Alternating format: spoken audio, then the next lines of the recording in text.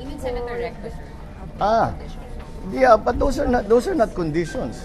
Those are part of the peace process.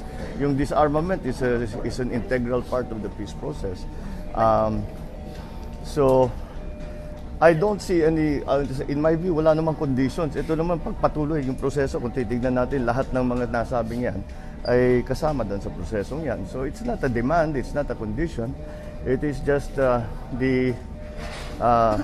if you remember, after Mama Sapano, ang hinihingi natin sa kanila, they are not conditions, but they are gestures of good faith. And that they are gestures of confidence-building measures, ang tawag natin, para nga mabalik ang tiwala ng taong bayan sa proseso.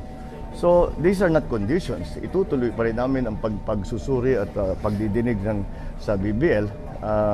Pero, yun na nga, para mabalik nga ang tiwala ng taong bayan sa proseso ng kapayapaan na ating ginagawa, ay dapat siguro those confidence-building measures, we are still hoping that the MNLF the MILF will be able to show. It is not so much for the legislators, but it is more for the general public.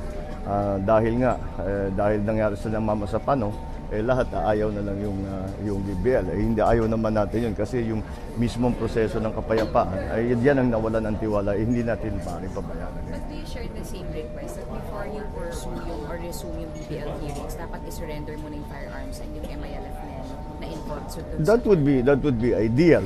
Although I do not think it is practical. Kung asahan natin yun. Dahil unang-una sa dami na yan, I think the number that we are talking about is about 7,000.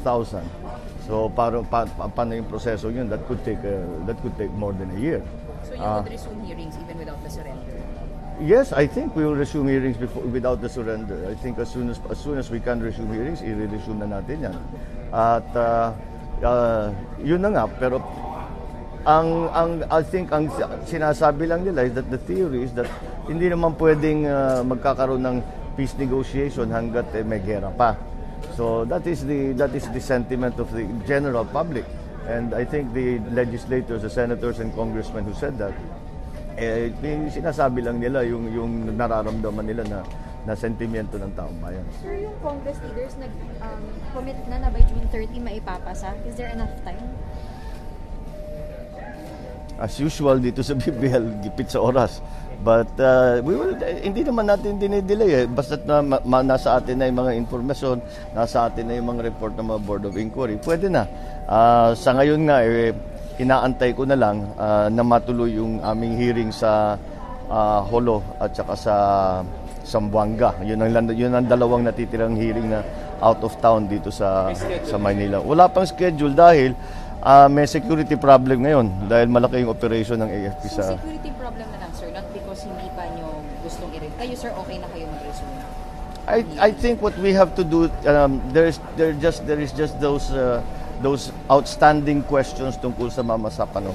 On the government side, again, is how come the chain of command was not followed? What were the reasons that the President chose not to follow the normal chain of command? On the other side is...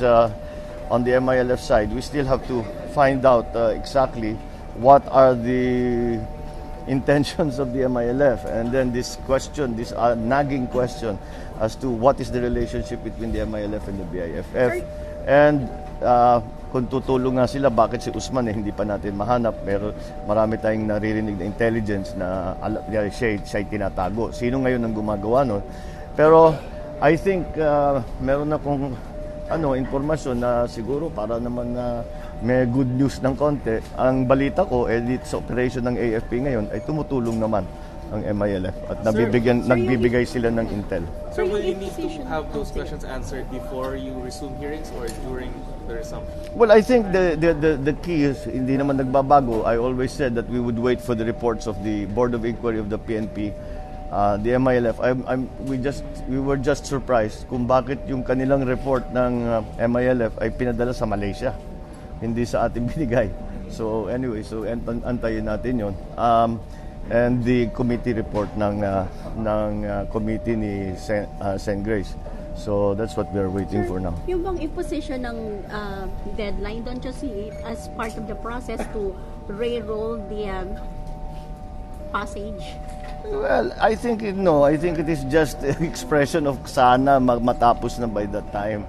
At dahil nga talagang naiipit na sa oras, because if you remember, yung transitional authority ay dapat uupo pagkatapos na mapasa na at magkaroon na ng plebisito, uupo na yung transitional authority para silang magpatakbo muna ng Bangsamoro government.